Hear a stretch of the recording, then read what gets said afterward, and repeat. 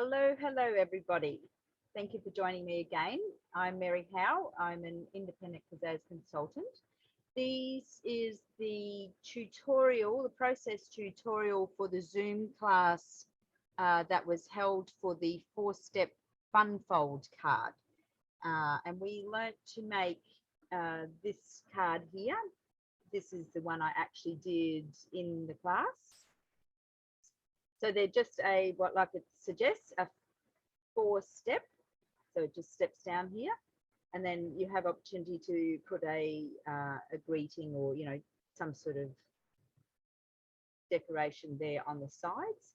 There's not a lot of room to write a message, but sort of the card kind of does work for you.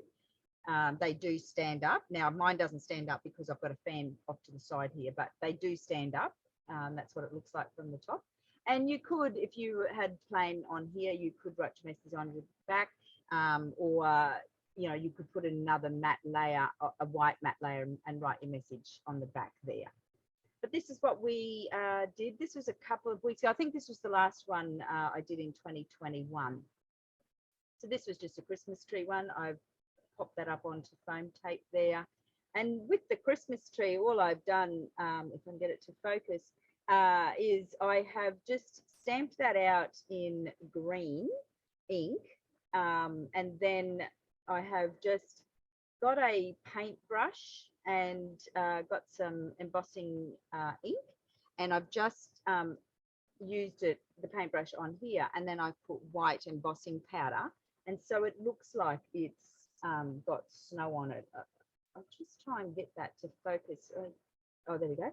So it just looks like it's got snow-tipped leaves. It was great how that came out.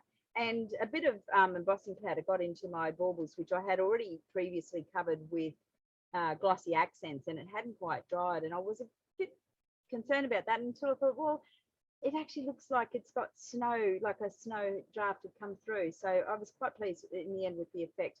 And then I've just stamped and cut out my little pine cones here, and I have stamped and fussy cut out my little reindeer there, and I've just coloured that in with alcohol ink markers, and I've just done a star with it's just a die. And then for in the inside here, this has been done with embossing powder as well. They're the mixed media embossing powders up there, and same with my holly up the top there. And then I have also then done embossed message there in white. And then this paper did already have like stars in it, but I just used a white gel pen then, and then made it look like it was more like snow. So I was really pleased with how this one turned out. And this is the one that I did in the Zoom class, an Aussie themed one. But I made it into a Christmas card. So I put a little hat on the windmill, and then I just got eat, drink, and be merry down the side there. So they're really fun to make, and they're not hard to do. You've just got to cut out these bits here, obviously, to push it out. But let's go through the process together. So you will need to have a base card that is 9 inches by 6 inches, and it will eventually fold up to be 6 by 6. So it will go in a 6 by 6 envelope. I have already done a little bit of pre-work here just to make this process a bit quicker.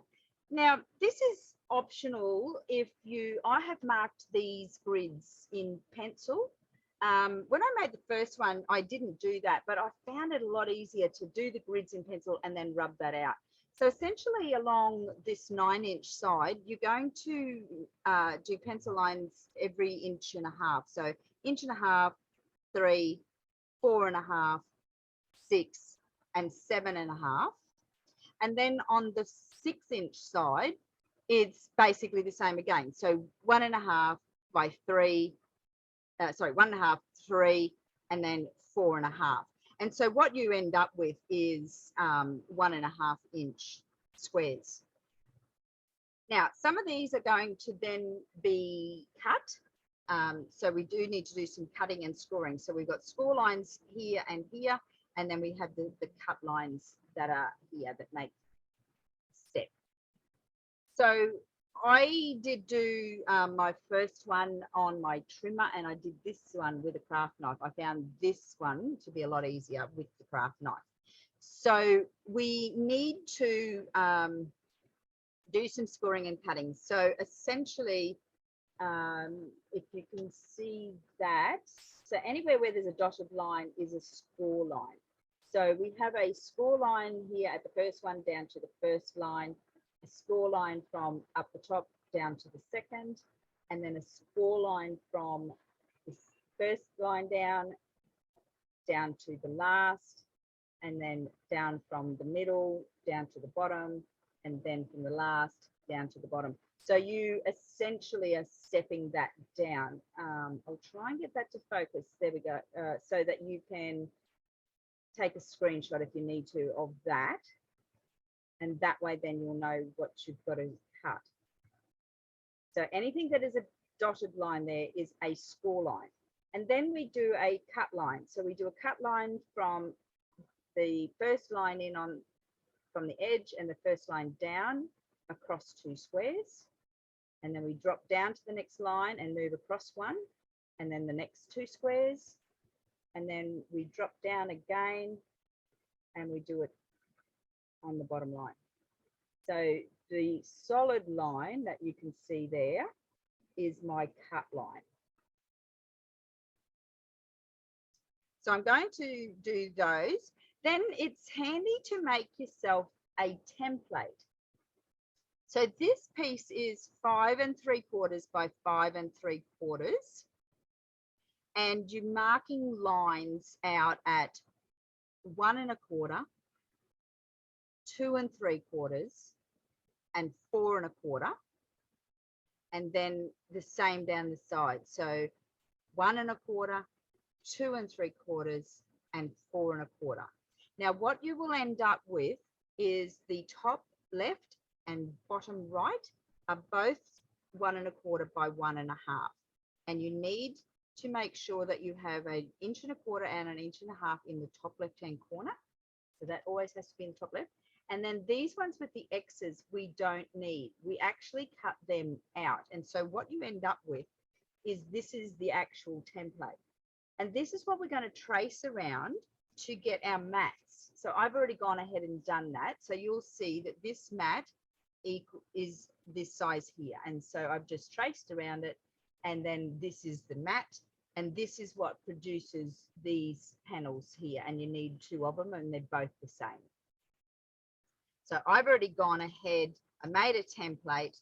I kept this one to show you in whole, and then I've made this template.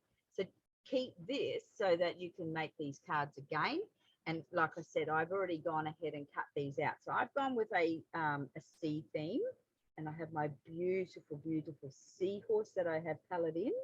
Now I have done that with alcohol ink markers and just done a bit of blending in different colors. And I'm so pleased with how that came out. I could get it to focus, and you can just sort of see there is a bit of glitter glue along the edge of him as well. I'm just in love with it. I love it. It's I just love how the colors came out. And then I've just used a bubble stamp for the bubbles in the background and a bit of seaweed and stuff here as well. And then this one here is just plain with a bit of grass seagrass down the bottom there, but I've done the bubbles. And I will put a stamped message here, but I will wait until I get that on the actual page so I know how far down I'm going to be able to do that. And so, like I said, I've already gone through and done a little bit of pre-work. So these panels here, I have already done my stamping. So I've done my happy birthday here and then stamped and colored these in. So these panels down here are these panels that go up the steps. And then my little sentiment up here, I think, says, may this day bring you everything that makes you smile or something. And it's a happy birthday card. So, you know, like I said, there's not a lot of room to write, but, you know, you could write that on the bottom or just hand with a message, you know, a verbal message. So I'll talk you through the cutting, and then we'll attach all of these pieces. So it is best to cut. You need a very sharp craft knife. Like I said, you can do this in your trimmer, but I did find it a little bit easier to do it with a ruler and a craft knife. I always use a metal ruler or a ruler with a metal edge, because if you try and do this with a plastic ruler or a timber ruler, you are going to inevitably cut into the ruler, and you don't want that. So get yourself a good metal ruler. Now mine's quite long. Mine's 18 inches, but you know, I just happened to get that and it was really handy to have that. It's good for scrapbooking. But, you know, just a normal metal ruler would be fine. So what I'm going to do first is I'm going to cut along all the lines that need cutting, and then I will go through with my bone scorer and do all the scoring. And then I'll show you how to actually manipulate that to get it all to work. And once you pass this stage, the rest is just decorating. So there's very, very little in it. And you know, once you get your template made, you'd be able to whip these up really quickly. All right, so we have these lines here are my cut lines, and I will go back then and rub out all of these lines as well, but I just found it a little bit easier to do it this way.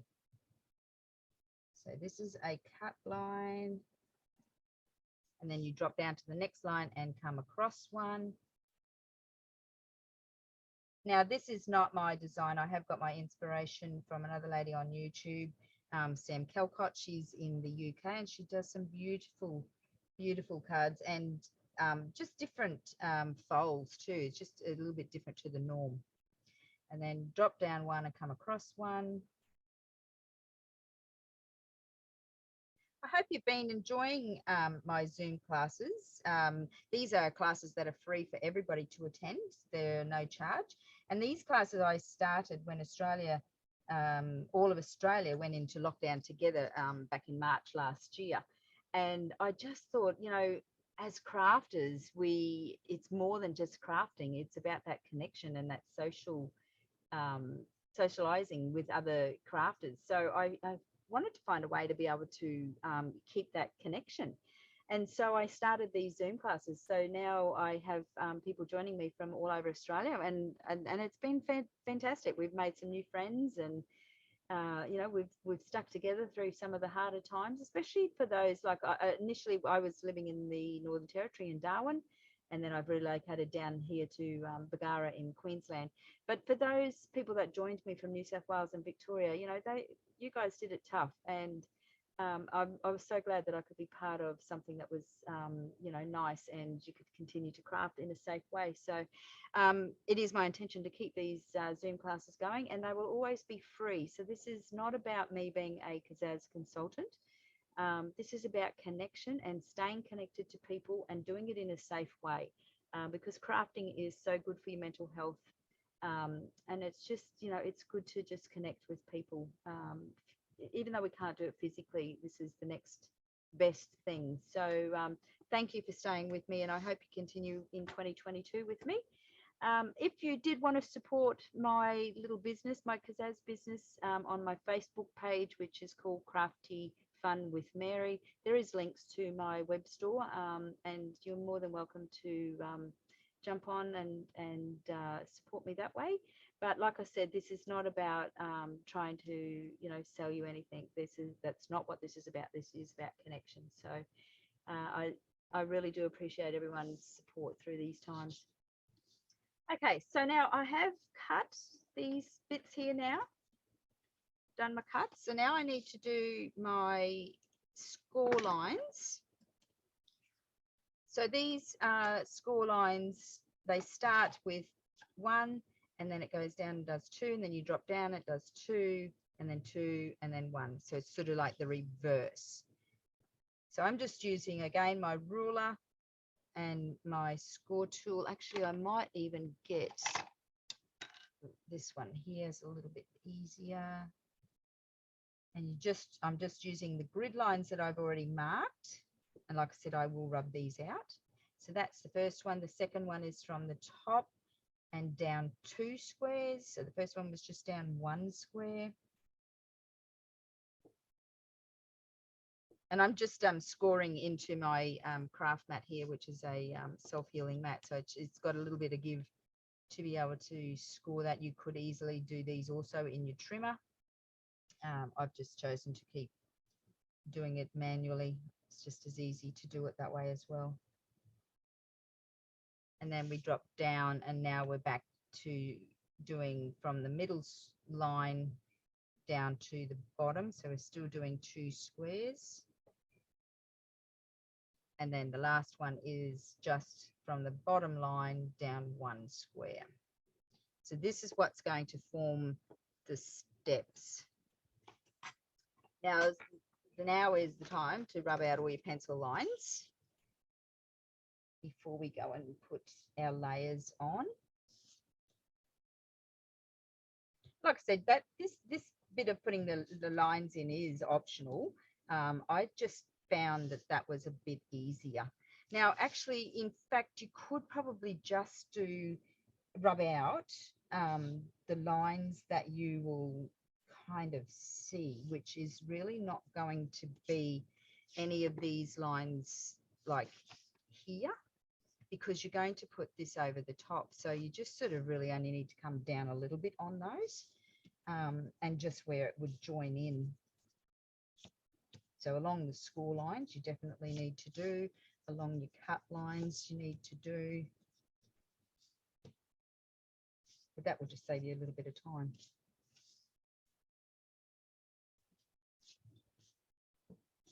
And if you've already cut your mats out, you'll be able to see which lines you need to do. And you need to do the edges, because, you know, it's a matte layer, so you will see some of that. But I'm not going to go to all the trouble of taking out all the center bits, because you won't see it. So I just need to make sure they're done. Oops, and these bottom ones here.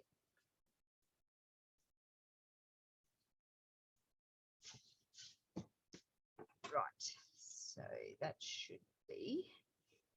So these matte layers sit here. They're about 1/4 inch smaller.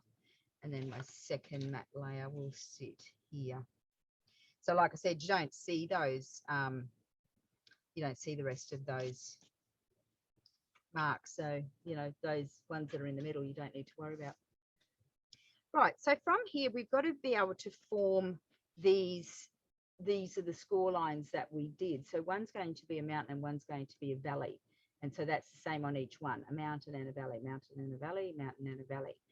So you've sort of got to just kind of manipulate, because you don't want to obviously fold any further than your actual score line. So you just gently fold this up. So this one here is a mountain and this one here is the valley. So if you just gently start to get them to go, then you will be able to fold it through really easily. So that one's the mountain, that one's the valley. And right now, all I'm doing is just gently pushing it through. I'm not actually folding it yet. That will do itself naturally. So here we go again. So this one's a mountain, this one's the valley. Just getting it going. That's all you're doing. Mountain, valley. Now, once you've got it sort of started off, then if you fold it over, it's then going to naturally do it. And then you just tidy it all up. If it's not going, you know, quite straight, then you've got the opportunity to move everything. And then give it a very good press down, because the more you can get this burnished, the better it all sits. And don't forget the bottom layer too, so turn it over and do your bottom score lines here as well. And then you have these ones in here, so don't forget them as well.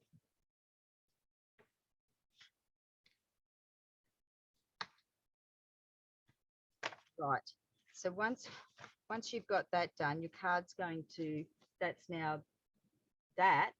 is essentially the card. You've made the card. So there's nothing to it. And then it's just a matter of putting your mats on. And like I said, they're just a little border. And then this one is going to sit, oops, this one is going to sit under here. Now, what I found, if you mat this with the same sort of layer like to here, and I'll just hold this up for you so you can see what I'm talking about. So I've just sort of made an even border around the sides. But what you end up with is, see this little missing bit here? So that's the bottom layer where you can see it coming through. So what I did to eliminate being able to see that is, instead of creating the layer directly across there, I brought the right-hand side layer right up to the score lines and right down to the bottom. So it sits on there really snug. Still create your even gap around here, but you want the side of this to go right up against that score line along on each one of these. So what that will do, if you've got that snug up onto there, when you fold this down, you don't then get to see those, it's all now covered, so you don't get to see that gap. So what you could do then, and what I did in my other ones, is I then, because now this is down a little bit further, I just took a little bit off here, and I also just completely trimmed off this bit here on the base card. So I end up with just that little 1/4 inch. Now, I don't know why it does that. It could just be that my measurements are a little bit out, but I found this to be a really good way that I could do that without sacrificing anything. Like, you're only trimming off the smallest amount. So where's my trimmer? I've lost my trimmer. The trimmer, here it is. So all I've done is I have just trimmed off the smallest of amounts, probably literally 1/8 of an inch just off that top of the card. So that's all you're trimming. So and then just trim again the same sort of little bit off of here. Not much, same, about 1/4 of an inch. I think my blade needs changing over. And then that way, when you put it all together again and you push this right down to those corners, actually, you might need to take a little bit off this one too if you want to border. So what it's done now is it's made this border here sort of about the same as this border, and you don't actually see that bottom layer. Like, you could take a little bit off if you want that little border there. It's up to you what you do there, and I might just take a slight bit off here, because I have I've also stamped this. I don't want to lose too much of my stamping, but it's only going to be a fraction that I'm going to take off. I'm just going to eyeball this, just a tiny amount. And so that will sort of give me just a little tiny border there. So now, like I said, you've essentially made your card. So you could just attach it all on, which is what I'm going to do now. And then I've just got a little bit of stamping up there as well. And you could certainly glue these on. I just prefer to use tape. And see, that's the back of the card when you do colouring with alcohol inks.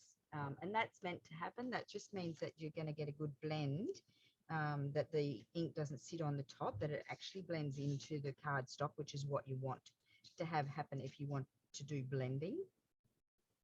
So don't be afraid that bleeding is not what it's supposed to do. That's actually what it should do if you've got good quality base card or cardstock. In my case, I've got double-sided paper. Right, so I'll get all this stuck down and then I'll show you that final result. Now I will, in the description, put all the measurements for this card. I will also link to my web store. These are all Kazaz products that I use. So if there's anything that takes your fancy, then thank you. If you want to support me, that would be great. So just going to add these on with that little bit of border. And then do the same for this one here. These two panels basically are the same size. This was such an easy card to do. Like I said, you know, there's nothing to this one, but it just you know, it's a little bit different to your normal card, but so easy to do. And once you've got your little template, you know, you can whip them up really quickly. And they do stand up. Mine just wasn't going to play the game because it's competing with a fan off to the side here that you can't see. So, but they do stand up. So they're sort of like, you know, they're meant to be displayed. So that's why you sort of don't get a lot of room to write on them. They're just a fun fold card. They're just, you know, a little bit different to your normal card. In Australia, of course, a 6x6 card does post for double postage. So it would be double postage to do this one. But, you know, maybe these are the ones that you save for the people that you hand deliver to. And so then this one is just going to sit right up against the edge, up against there, so that you don't see. Oops, I need to just move that out a little bit. You don't see the gap. Should be. All that down. So when that's folded up, see how now you don't see that gap by just dropping that down a little bit. But because I dropped it down, then I needed to trim this piece on the top so that it's now in line with the, you know, the bottom layer. And I just trimmed a fraction off the top of the card so that it, you know, you can see it. So, and then this will open out and it's a happy birthday. And these are just bubbles. I'm not intending to put anything other than I'm going to stamp mine, but I needed to wait until I got it all on because I needed to know what my room was going to be. So I'm going to do it in my very well loved used stamp press. I used to be so pedantic about keeping all that clean, but I honestly, I don't worry about it anymore. It doesn't affect how it all works. So. And I'm just going to center that sort of like, you know, across the top, and there'll be nothing here. Although, you know, I do in this set, there is a little, turtle that, you know, I could put a turtle that sort of comes up here, that where you just, it's sort of a little bit tucked into here, and then you see the rest of it here. And I might even do that. I might even grab that while I'm making this card, but I'm just going to add that onto there and then make sure that that is lined up nicely. And I'm just lining it up to the grid lines, the wording, sorry if my head was in the way there, the wording there across the bottom with those grid lines. And I'm just going to ink that up in just black archival.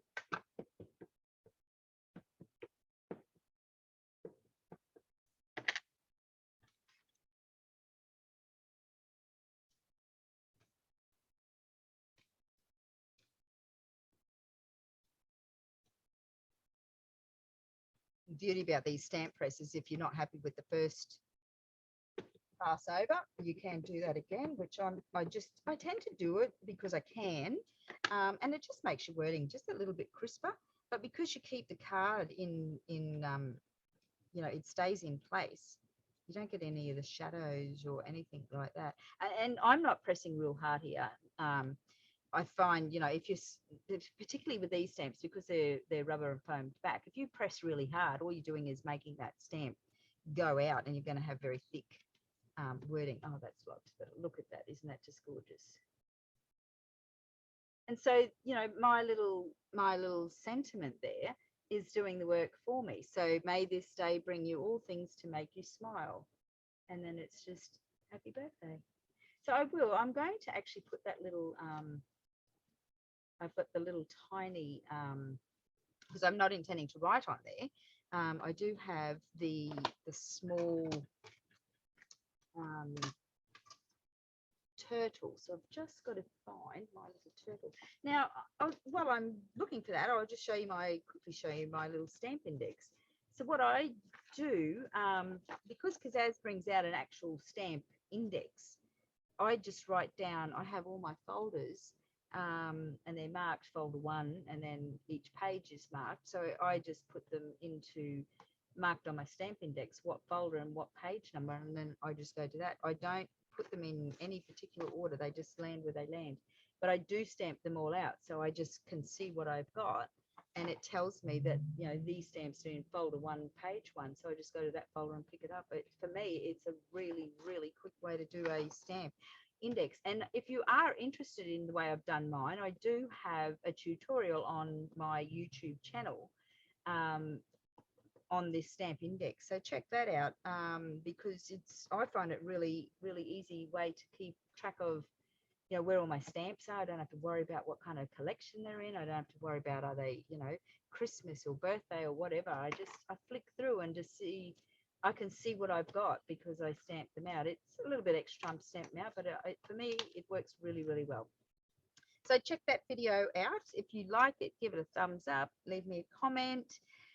If you've just come across this tutorial and you're not subscribed to my channel, I would love for you to subscribe. And if you click that notification bell, you will get notified when I upload these tutorials. It is generally on the same day or very close to after I have done the Zoom class. This one has been a little bit delayed because we've had Christmas and New Year in between. My next Zoom class is January the 16th. They're on Sundays at 1:30 in Queensland time. And like I said, you are more than welcome to join in. They are free classes. You will find the materials list. I will post that up a few days beforehand in my Facebook page, Crafty Fun with Mary. Go into the events, click into the Zoom classes, and all the dates are listed there. And then I will put a photograph up and the materials list of what we're going to make for that fortnight. So I'd love for you to join me. They are free for anybody to join. Right, so I will find, here we are. So I'm going to use this little turtle here. There's a bigger one and a smaller one, but I'm going to just use this little one. It's telling me that it's in folder 2 on page 8. So I'm going to get my folder 2. And again, they're just Bantex folders. Folder 2. So this is page 1, 2, 3, 4, 5, 7, and 8. And here it is. It's such a simple system. For me, it works just really, really well. I've used this for years now and find it, you know, very successful. So if that's inspired you to get a good stamping catalogue system going, I'm really pleased. Right, so I'm just going to grab block here. This one can just go on a block.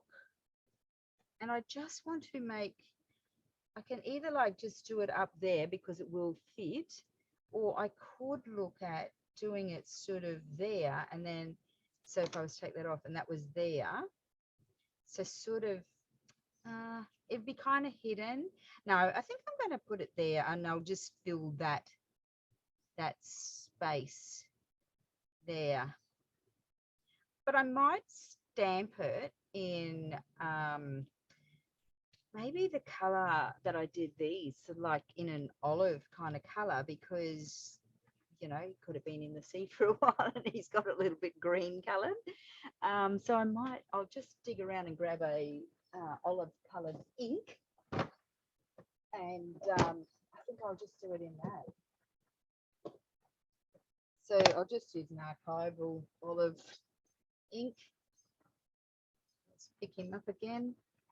So he goes that way, and I'll just put him that way there. I could color that in if I wanted to, but I don't really want to do another color.